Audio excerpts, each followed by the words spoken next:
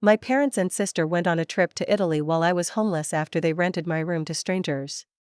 You don't contribute, so we found someone who will, Dad said coldly. I asked, where am I supposed to go?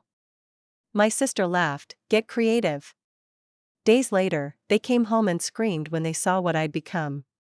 I, 26, had been living with my parents after graduating from college a couple years back. I was trying to break into documentary filmmaking, and though I had a few freelance gigs and an unpaid internship in NYC, I hadn't landed a steady job yet. My parents, Ronald.56M and Janine.54F, weren't exactly thrilled I was still home. My sister Brielle.23F, who has always been their golden child, basically treated me like I was some sort of lazy squatter. One morning, I found out they'd rented out my bedroom on Airbnb, while I was still living there. I asked, where am I supposed to go?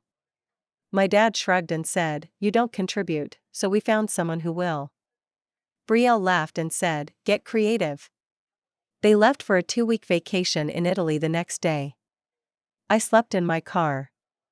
I showered at gyms. I worked side jobs. Then I got creative. I've always known I wasn't the favorite. That title belonged to Brielle from the moment she was born. I never really resented her for it when we were younger. She was bubbly, ambitious, and effortlessly good at everything. But after college, when I was still trying to find my footing, the contrast became sharper. She had a corporate job, a new car, and was constantly being praised by our parents. I had camera gear, an unreliable car, and an inbox full of rejections.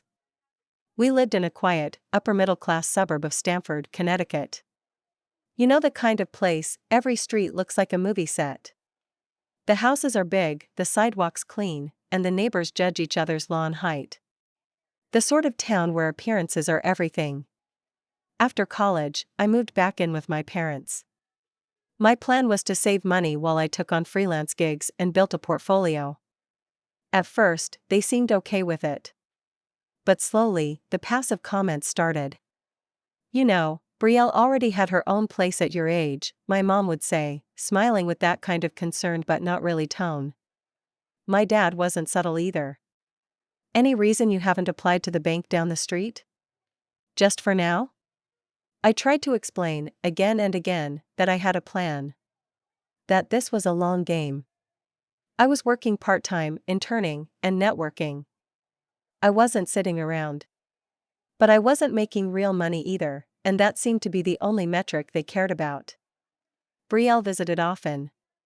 She always wore perfect outfits, smelled like luxury candles, and acted like she was above it all. She'd toss off comments like, still doing the coffee shop thing? Or maybe you should blog about your struggle. Could go viral. She thought she was being funny. She wasn't. Then came the day I'll never forget. It was a Tuesday. I'd come home early from a shoot I was doing for a small environmental group in Norwalk. I just wanted to drop my gear off and get something to eat. As I walked in, I noticed the hallway was full of moving boxes. At first, I thought Brielle was storing stuff again. But then I saw the sign on the front door, a laminated sheet of paper taped neatly, welcome. Airbnb check-in instructions below. I walked straight into the kitchen, confused. My dad was at the table, sipping his usual black coffee. My mom was wiping down the counter with the same urgency she always had before guests arrived. Brielle stood there like she was waiting for a punchline to land. What's going on? I asked. My dad didn't look up. We've rented your room. Starting tonight. I thought I'd misheard. What? You don't contribute, so we found someone who will, he said, flatly. But I live here, I said, stunned. You've been squatting here for 2 years, Brielle chimed in. Think of it as a gentle push toward independence. I asked, where am I supposed to go? That's when she laughed and said it. Get creative. They didn't even wait for my reaction. They were leaving for Italy the next day, Brielle's treat, to celebrate her promotion. I wasn't invited, obviously. My mom gave me a quick "we'll talk when we get back," like it was no big deal. I slept in my car that night, I stayed parked near the marina in Norwalk, a place I knew the police rarely patrolled. It was early spring, still cold at night. I had a blanket and a duffel bag, but not much else. I tried to tell myself it was temporary. Just a couple weeks. I could manage. But every morning I woke up with my neck stiff, my back sore, and a sinking feeling that this wasn't going to end when they got back. I showered at a 24-hour gym I had a free trial for. I spent my days shooting footage for a project I'd started, documenting homelessness in Connecticut. It was meant to be a commentary on the hidden nature of it in wealthier towns. I hadn't planned on becoming part of it. After a few days, I went back to the house once to grab the rest of my stuff. I knocked on the door, and the couple who had rented the room, Arjun and Maya, were almost embarrassed to be there. "We didn't know someone lived here before," Arjun told me. Maya actually tried to hand me cash, like some kind of apology. I declined. I didn't want their pity. I didn't want anyone's pity. But that night, I hit a low I hadn't expected. Sitting in my car, parked behind a Dunkin' Donuts, I stared at the footage I'd collected. I had interviews. B-roll. Street scenes. And then it hit me, I was the story now. That night, I emailed Theo, a contact I'd met at a filmmaker meetup months back. He ran a nonprofit out of Bridgeport that repurposed abandoned homes into community art spaces and shelters. I asked if he had anything at all, I could stay in, even temporarily. In exchange, I'd clean it, fix it up, document the process, whatever he needed. He got back to me the next day. "There's a place," he said. "It's rough. But if you're serious, it's yours."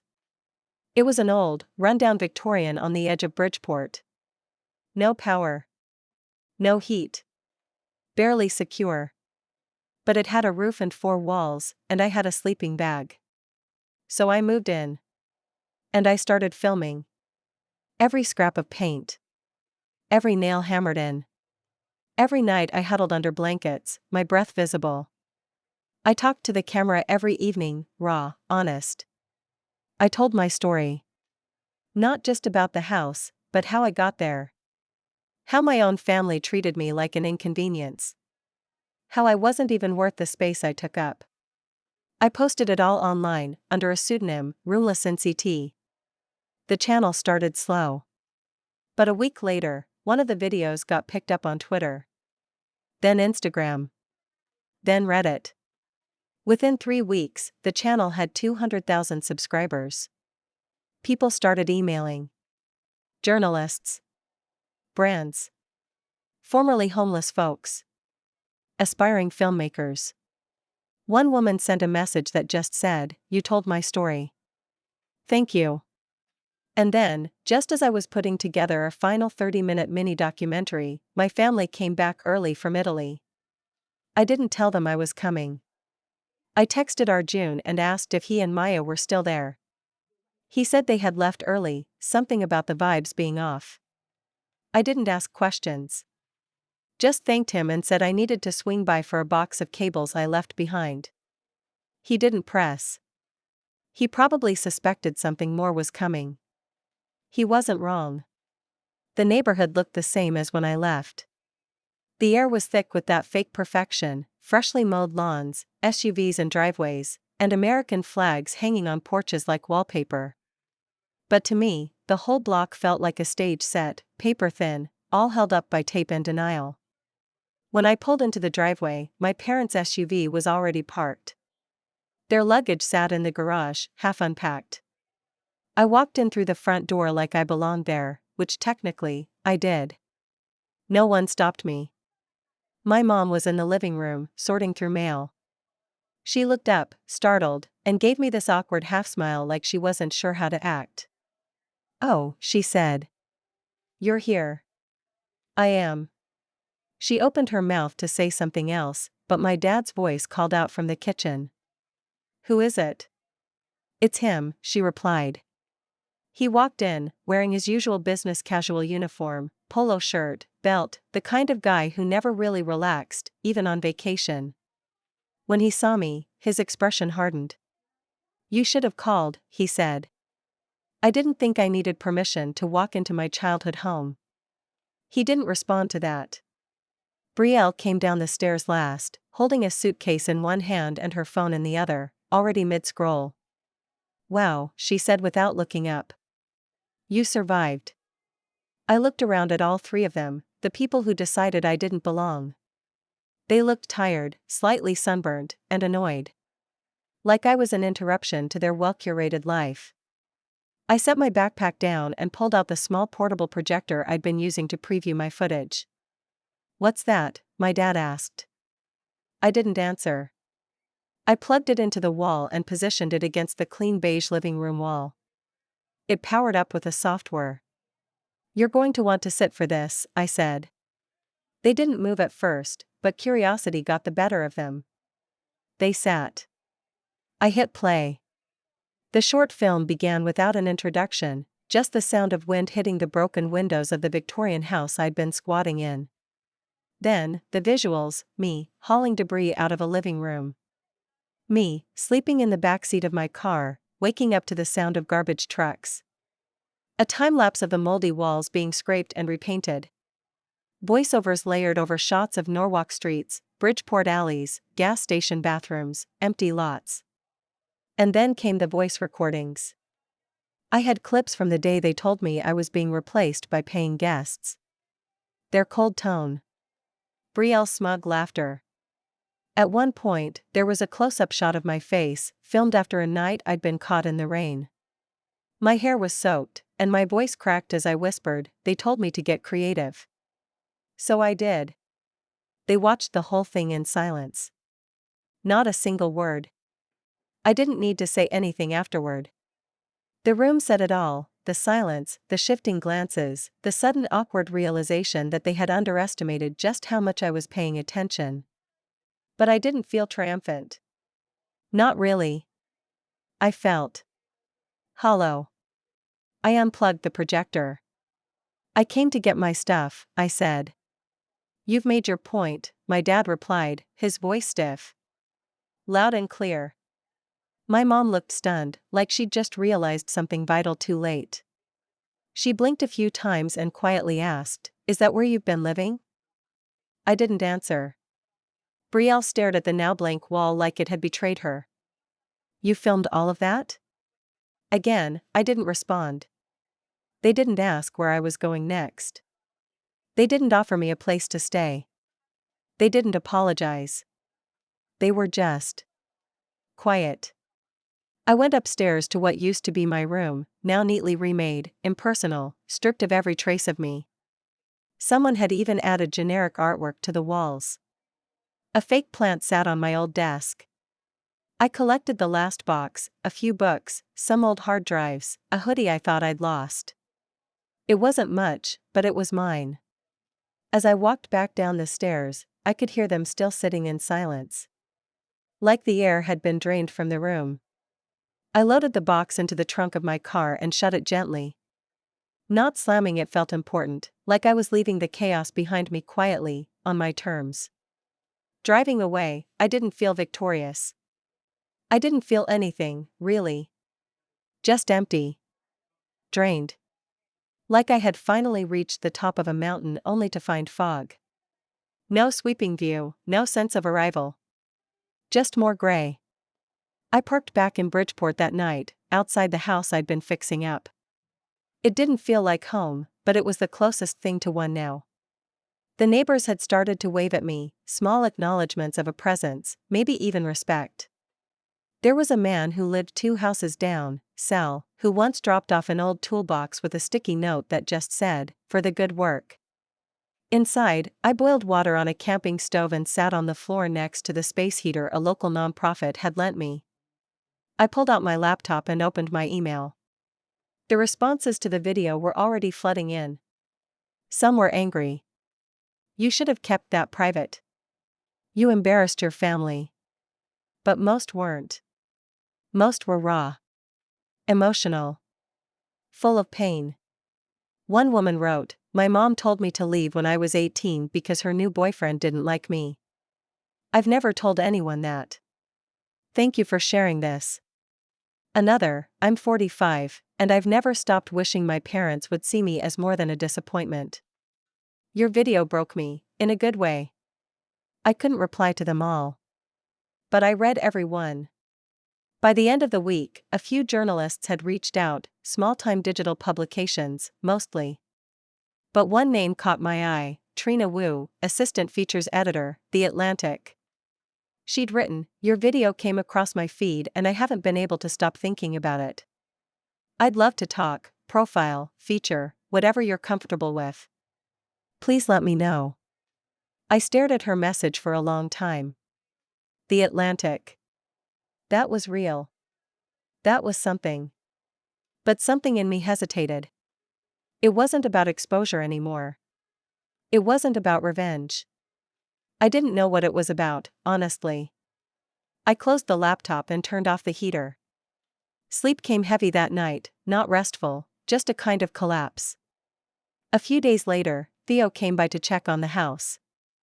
He was in a dusty hoodie, carrying 2 extra cans of paint. "You've made more progress in 3 weeks than our last guy did in 6 months, he said, nodding approvingly. "Comes from living in it," I replied. He glanced around, looking at the walls, the patched windows, the rearranged furniture. "Are you still planning to leave when it's done?" I shrugged. "Don't know yet." He didn't push. Just nodded again and left the paint by the stairs. The house had started to transform, slowly, but noticeably. The rot was gone from the floorboards in the dining room. The broken tiles in the bathroom had been replaced with salvage I picked up from a hardware surplus store.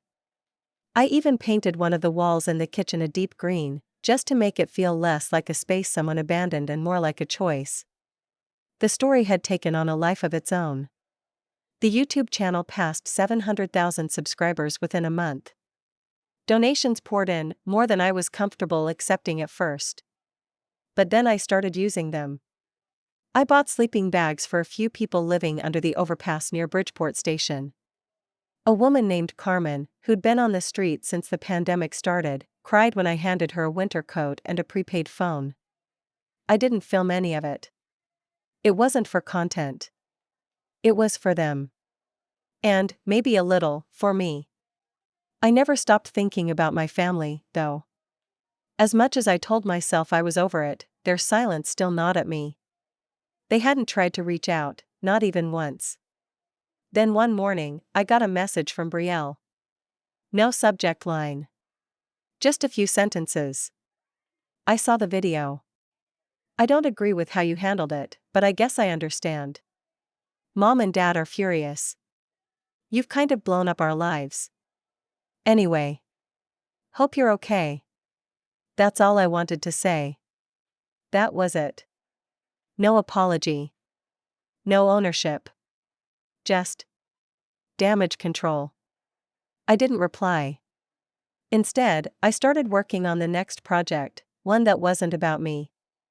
I reached out to a man I'd met in Norwalk during my first week of filming.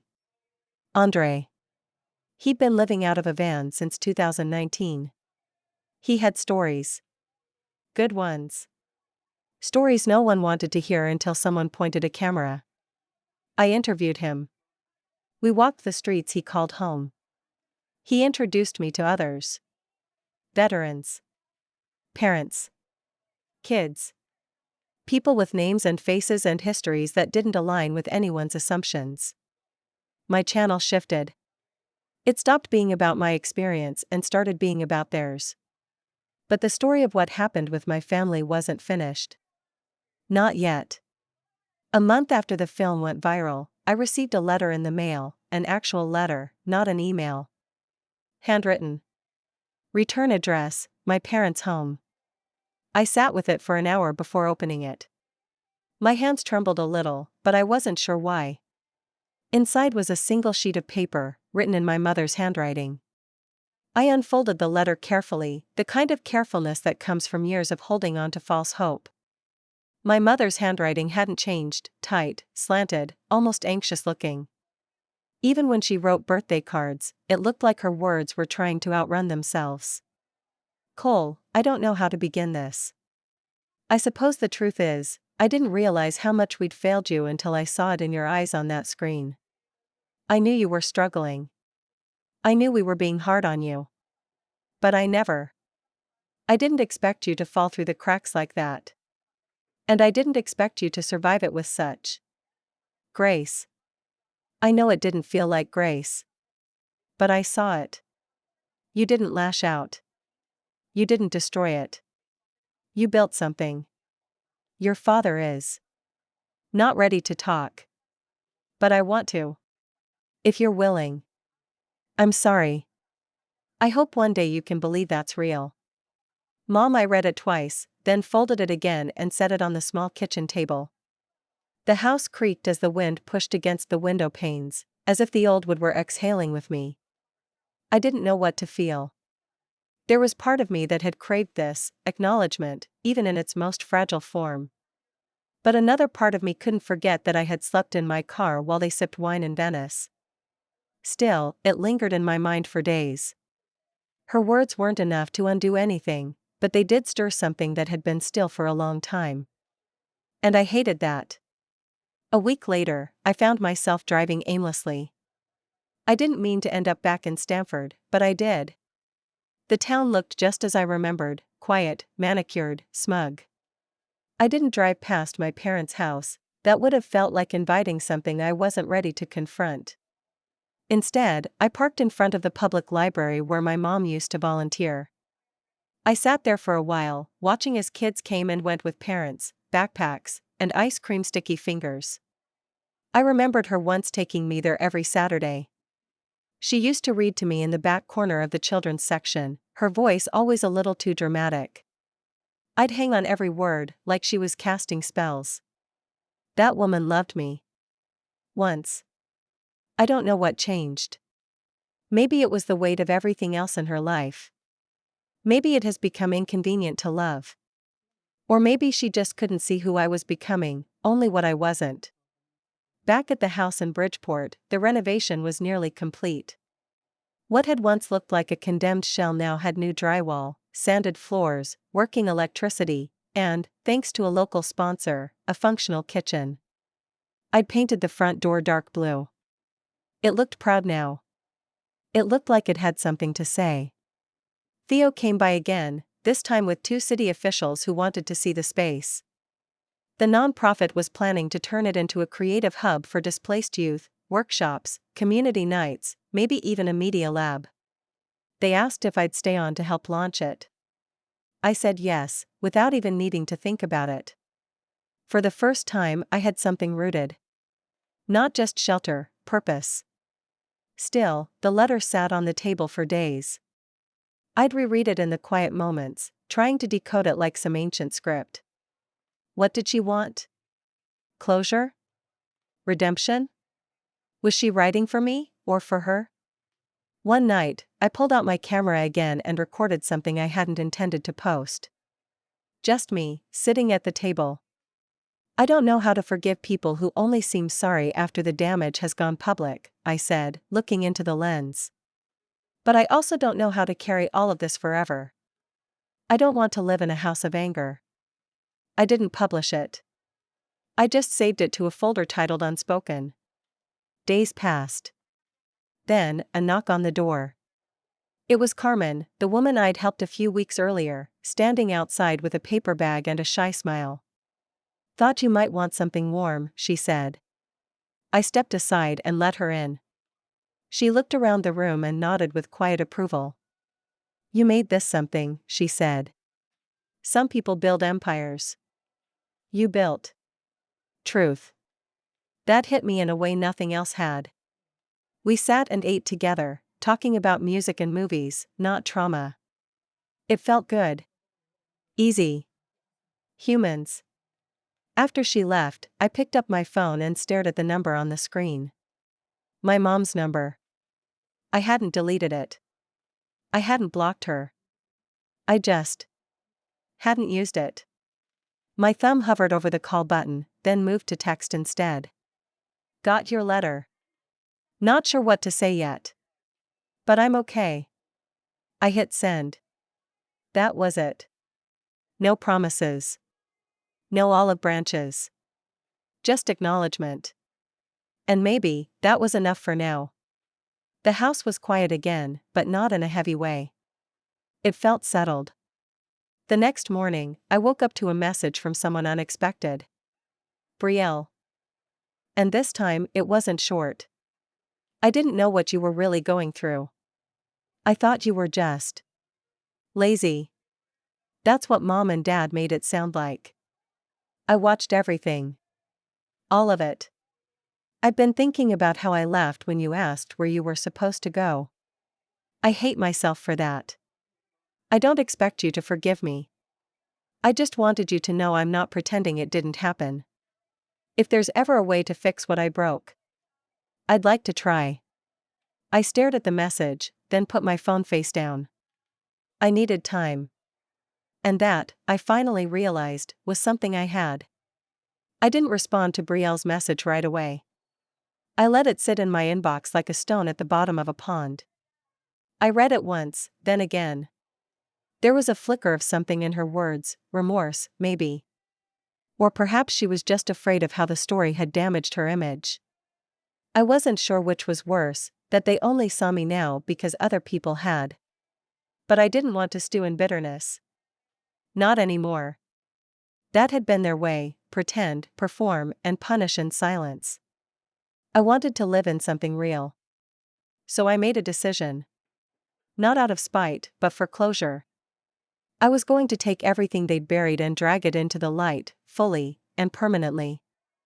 The Atlantic piece went live in the first week of June. It was front page on their digital site for 3 days, When the Rent is Worth More Than the Relationship, a filmmaker's story of family, homelessness, and going viral. They'd done their homework. It wasn't sensationalized. It was factual, quiet, and deeply damning. They quoted my mother's letter.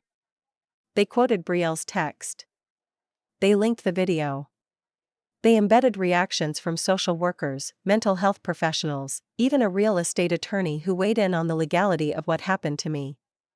The part that hit the hardest wasn't even about me. It was about how often this happens, young adults trying to build something meaningful in a world that only values money. Families prioritizing optics over connection. People being disposable, even to the ones who raised them. I didn't even have to promote the article. It spread on its own. And that's when the real consequences started to roll in. Brielle's job was with a marketing firm in Manhattan. She'd built her career on her brand, polished, responsible, wholesome. Overnight, her social media blew up with angry comments. Her company's HR got involved. She was placed on indefinite leave. She sent me another message. Longer this time. More apologetic. I didn't answer that one either. Not yet. My parents? They tried to act like it wasn't happening. For a few days. Then my dad's golf club suspended his membership. Turns out, they weren't thrilled about being associated with that family from the article. My mom had to step down from a volunteer board she'd served on for years after people began whispering at fundraisers. It wasn't jail. It wasn't violence. But it was something else entirely, a mirror. Held up long enough and with enough people looking, it becomes impossible to deny what's in it. I could have stopped there. But I didn't want the last chapter of the story to be a fallout. I wanted to build something from the ashes.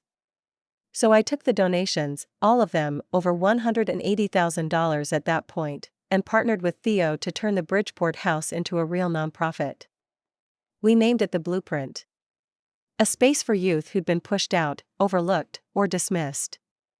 It offered media training, legal aid, temporary housing, and workshops on self-advocacy. The first video we posted from the new Blueprint channel featured not me, but Carmen. She told her story, her way. People listened. People donated. The channel grew. And I kept filming. Quietly. Carefully. No drama. Just impact. One afternoon, in late August, I stood on the porch of the Blueprint, sipping cold coffee and watching a group of teens repaint the fence. That's when a familiar car pulled up. It was Brielle. She stepped out slowly, holding a small white envelope. No camera crews. No social media posts. Just her. She walked up the steps but didn't come closer than the second to last one. "I'm not here to beg," she said quietly. "And I'm not here to perform. I just wanted to say it in person." I stayed quiet. She handed me the envelope. "I didn't know how much I broke you. And I didn't want to know. Because it was easier to pretend you were the problem. I don't deserve your forgiveness. But I hope one day, I will have the chance to ask for it again." Then she left. Inside the envelope was a check, $15,000. I didn't cash it. I donated it in her name to a shelter for women and children in Stamford and sent her the receipt. A few weeks later, she showed up at a Blueprint event with a tray of cupcakes and stayed the whole afternoon. She didn't tell anyone who she was. She's still showing up, quietly, consistently. My parents never came around. That's okay. Some stories don't end with reconciliation. Some end with clarity. And mine ended with something better than revenge. I built a life they couldn't ignore, a truth too strong to be dismissed, and a home no one could take from me again. So I guess that's the real full circle moment. They told me to get creative. And I did.